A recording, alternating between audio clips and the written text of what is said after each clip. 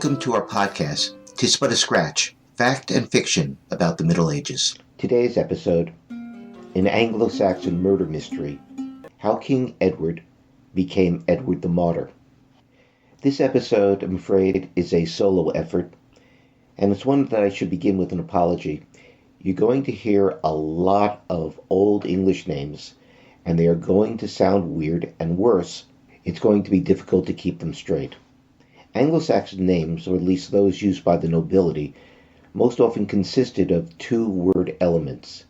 Alf, meaning elf, and Athel, meaning noble, were extremely popular, as I'm afraid you're going to find out soon.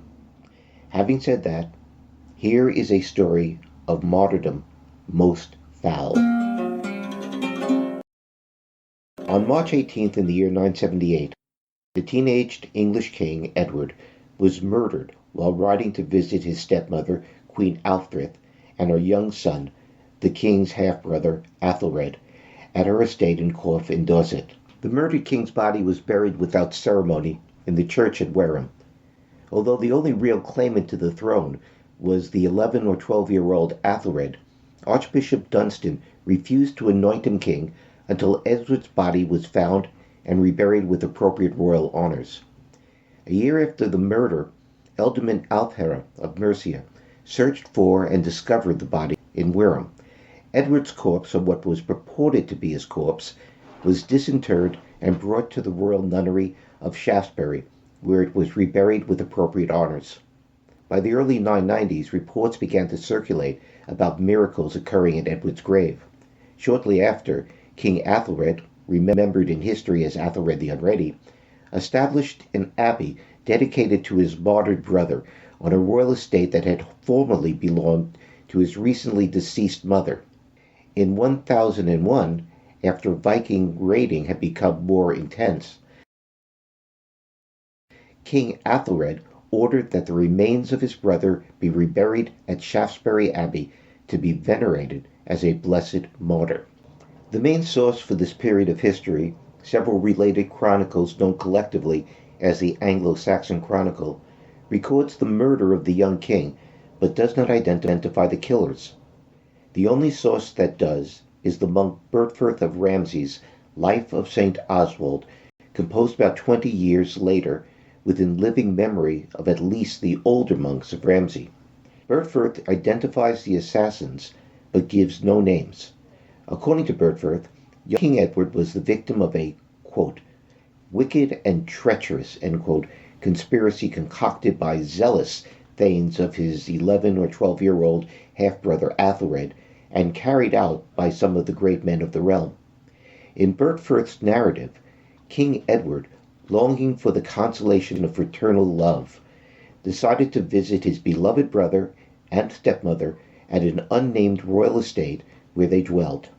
Quote, fearing nothing and trusting in the Lord and the might of his power, end quote, the king took with him only a few of his household warriors. Upon arriving on the estate, Edward was greeted by the conspirators, described as magnates and leading men. Bertford makes it clear that neither Queen Aelfthryth nor Aethelred were present, probably a very prudent qualification to make, given that he wrote this while Aethelred was king and the queen mother may still have been alive. The unsuspecting king, still on horseback, was surrounded by mounted armed men, quote, just as the Jews once surrounded our Lord, while one of them took the king by the right arm and made as if to give him a kiss of peace. Another firmly grabbed his left arm and stabbed him. The king cried out and fell from his horse dead. The similarities between Bertford's account of Edward's martyrdom and biblical accounts of the betrayal of Christ are not coincidental. The murder of an anointed king was wicked enough, but the manner in which the killers disposed of the body made it even worse. The sources agree that the killers mistreated Edward's corpse, although they differ on exactly what happened to the body. Bertford says that the murderers allowed the corpse to be taken to a nearby house of a poor man where it lay covered with a simple blanket and then buried in a makeshift grave.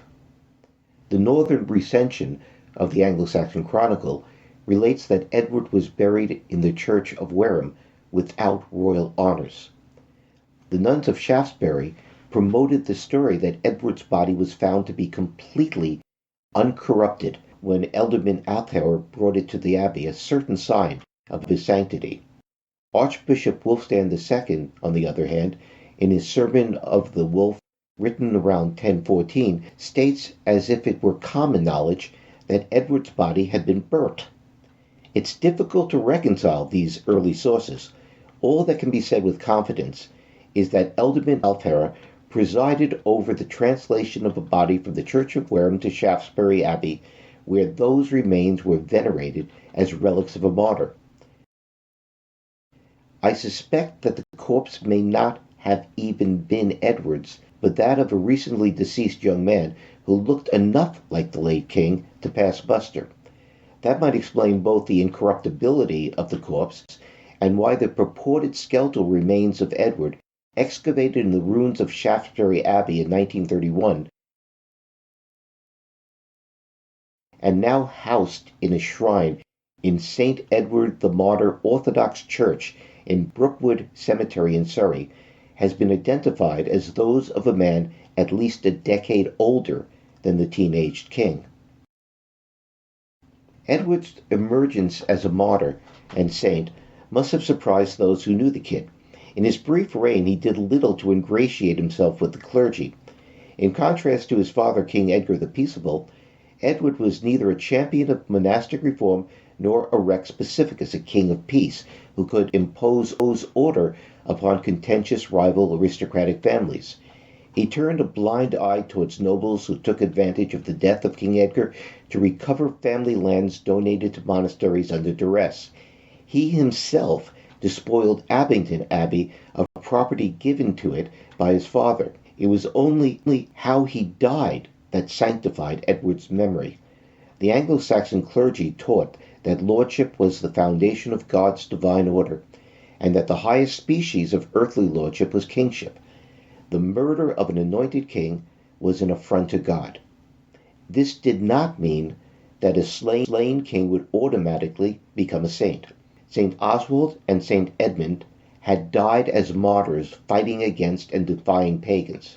The murder of Edward's grandfather, King Edmund, in a brawl, on the other hand, had not inspired a cult. What Edward's death had that Edmund's lacked was a sense of betrayal. The historical context for the murder takes us back to the disputed royal election that followed the sudden death of King Edgar in 975. Royal elections in 10th century England combined principles of succession with practical considerations. The great men of the realm, lay and ecclesiastic, who constituted the late king's witan, that is, his council of wise men, chose the new king from among those deemed throne-worthy. Throne-worthy at this point meant that they could trace their descent from King Alfred. At Edgar's death, there were only two candidates who were throne-worthy: his sons Edward, who was about 15 years old, and Edward's 8 or 9-year-old half-brother Aethelred. Edward's claim was based on his seniority. Aethelred's on the status of his mother Aelfthryth as a consecrated queen, doubts about Edward's legitimacy. The contest for the throne pitted the two most powerful noble families against one another, with Ealdorman Aethelwine of East Anglia supporting Edward and Ealdorman Aelfhere of Mercia supporting Aethelred. It similarly divided the upper clergy, with the two archbishops, Dunstan of Canterbury and Oswald of York, advocating for Edward, and Bishop Athelwold of Winchester supporting Aethelred. In the end, Edward prevailed. I suspect that the factors that proved decisive were Archbishop Dunstan of Canterbury's support and the relative ages of the princes. To elect the child Aethelred was to opt for a regency in which the Queen Mother and Ealdorman Aelfhere would take leading roles. One could well imagine Dunstan intoning the biblical lamentation, "Woe to you, O land, whose king is a child."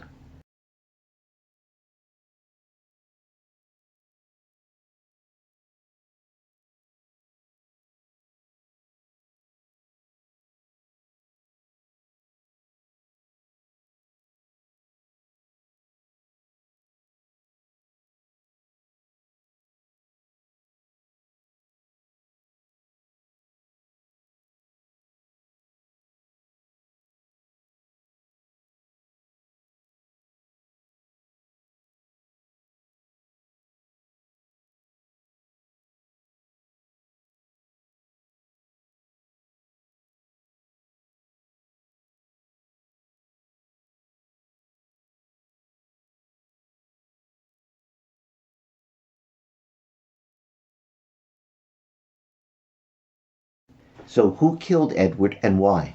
If we ask cui bono, to whose benefit, the answer is clear.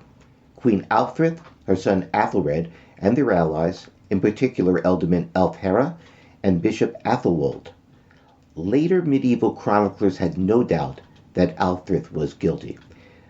By the early 12th century, a tradition had arisen that she not only planned the killing but executed it. The ordinarily reliable Henry of Huntingdon wrote that he had heard tell that Aelfthryth personally stabbed her stepson to death while offering him a cup of wine. She had become the archetypical wicked stepmother. The late 12th century Liber Eliensis goes even further, turning the pious Aelfthryth into a harlot and a witch who murdered not only Edward but also the first abbot of Ely in order to prevent him from exposing her dark secrets. This is the stuff of folk tales, not history. We cannot, however, dismiss the possibility that Aelfthryth was complicit in a murder that occurred on her estate by members of hers and her son's households. Ealdorman Ælfhere's contribution in discovering and translating the murdered king's body may be seen either as evidence of his innocence or as a cynical political move necessitated by Dunstan's refusal to anoint Aethelred until Edward had been given a proper royal burial. I tend to favor the latter. The same is true for the choice of Shaftesbury as Edward's final resting place, which as a nunnery was under Queen Aelfthryth's legal protection. Aethelred's age alone, he was around 11 when his brother was murdered, might excuse him as a suspect, although one must remember that at the time the legal age for males to be prosecuted for crimes was 12. I am not ordinarily given to conspiracy theories, but I suspect that Edward's assassination had wider support than that of a single court faction. Bertfurth's Life of St. Oswald may provide the key. Bertfurth's portrayal of Edward is wildly inconsistent. He is represented as both a Christian martyr and, to be frank, a brat. The account of the murder begins with a very unflattering portrait of the new teenaged king. Noting that Edward's election had been contested, Bertfurth explains that many of the great men of the realm had preferred Aethelred as king because of Edward's irascible temperament, which, quote, struck not only fear but terror in everyone. The king, Bertfurth tells us, was particularly hard on members of his own household, whom he, quote, hounded not only with tongue lashings, but even with cruel beatings, which might explain the participation of the royal butler in the assassination. Given that when Bertfurth wrote, Edward was already venerated as a martyr, I think that one ought to take seriously his characterization of the young king as an unstable teenager with an uncontrollably violent temper. The magnates could not have been happy with the chaos of the anti-monastic reaction, even if they themselves were responsible for much of it. One can imagine that even those who preferred Edward originally to his younger half-brother might have regretted their original choice. The killers undoubtedly intended to place Aethelred on the throne, but they may have been motivated less by their support for the child than by their fear and dislike of the young king. After experiencing 3 years of Edward's outbursts of temper, many of the great may have much preferred the more gentle and malleable Aethelred on the throne. The murder was in essence a coup d'état. Given the elective nature of Anglo-Saxon kingship, the murder that transformed a truculent teenager into a Christian martyr might be best characterized as a particularly brutal case of buyer's remorse. No one was ever punished for the crime. This was not because the identities of King Edward, as did all nobles, traveled with a retinue. They, at the very least, knew who killed their royal lord and what was done with the corpse, so Ælfhere's discovery of the body was not as miraculous as later writers made it out to be. It is telling that Edward's bodyguard did not avenge his death, and even more remarkable that Aethelred as king never ordered his brother's murderers to be apprehended and executed, that he failed to use his power and authority to track down and punish the killers, did not go unnoticed by contemporaries. The northern recension, the Anglo-Saxon Chronicle, pointedly observes that King Edward's, quote, earthly kinsman did not wish to avenge him, but assures the reader that his heavenly father revenged the slain youth by forcing those who had killed him to venerate his bones as a martyr. That's a great revenge. Bertford goes further, comparing the murderers to Cain, which is as close as Bertford gets to assigning blame to Aethelred. He describes how God punished the killers in this life as well as the next. One of them, Bertford relates, was struck blind, a fitting penalty for one who would be deprived of the sight of God in the next life. Although contemporaries never directly blamed Aethelred for the death of his brother, and the king was among the chief sponsors of Edward's cult, the murder cast a pall over his reign. In an age in which divine explanations were sought for both natural and man disasters, it is unsurprising that some trace the tribulations wrought by the Vikings to the unpunished murder of an anointed king. As Archbishop Wulfstan intoned, the Danes were God's just punishment upon the English people for their multiple sins, the greatest of which were the betrayal of two royal lords, King Edward to his death and King Aethelred into exile. For Archbishop Wulfstan, the guilt for King Edward's betrayal belonged to the entire English nation. Post-conquest Anglo-Norman ecclesiastical writers, who similarly sought moral explanations for the dual conquests of the English by Danes and then by Normans, extended the blame to the moral deficiencies of King Aethelred, and in the case of Edward's murder, to the ruthless ambition of his wicked stepmother, Queen Aelfthryth. The martyrdom became the original sin of Aethelred's reign.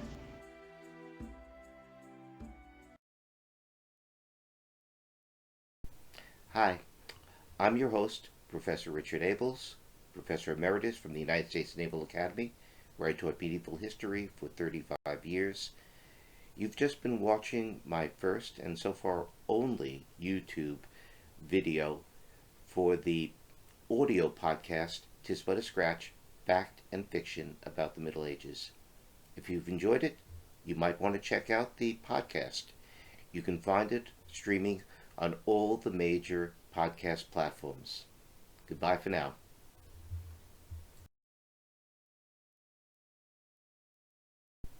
Hi, I'm your host, Professor Richard Abels, Professor